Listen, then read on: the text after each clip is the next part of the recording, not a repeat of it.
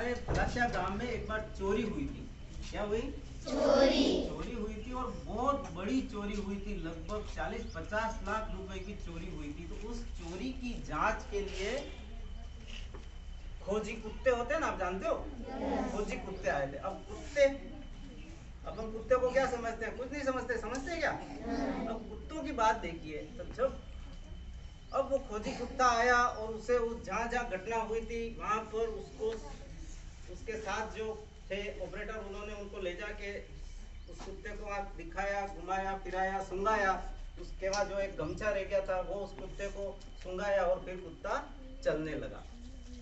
उस समय गांव के लगभग 500 लोग और इकट्ठे हो गए ये घटना देखने के लिए, आज ये कुत्ता कहाँ जाएगा। अब कुत्ता चल रहा है, पीछे पीछे लोग चल रहे हैं। देखिए 500 लोगों का लगभग हुजूम होगा, सब पीछे हा हो कर रहे। सबसे आगे कौन चल रहा है? कुत्ता। कौन चल रहा है भाई साहब? ध्यान से सुनिए जरा। सबसे आगे कौन है? कुत्ता। जिसे हम कुछ नहीं समझते, आज वह उस जुलूस का सबसे मुखिया बन गया। कौन बन गया? कुत्ता। कुत्ता सबसे आगे चल रहा है।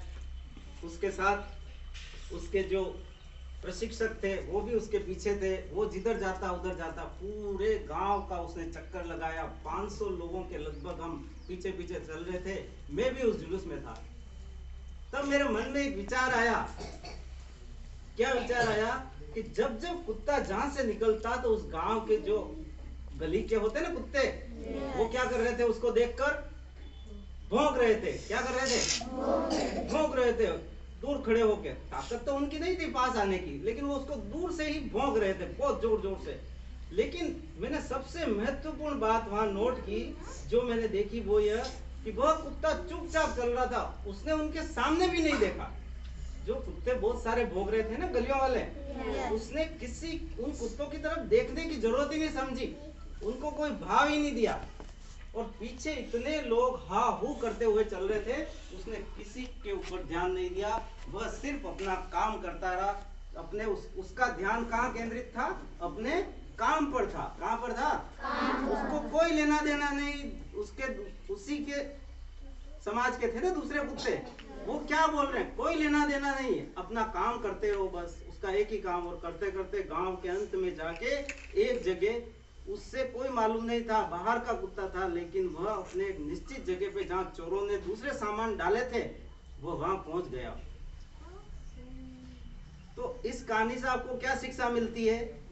आपको अपना काम करते रहना है, किसी के ऊपर ध्यान नहीं देना है। आपके अपने क्या बोल रहे हैं, क्या नहीं बोल रहे, उनके क्या विचार है, उस पर आपको कोई ध्यान नहीं देना है। आप विद्यार्थी हैं तो अपने विद्या अध्ययन पे ध्यान दीजिएगा। समझ गए ना? अपने लक्ष्य पे ध्यान रखिए।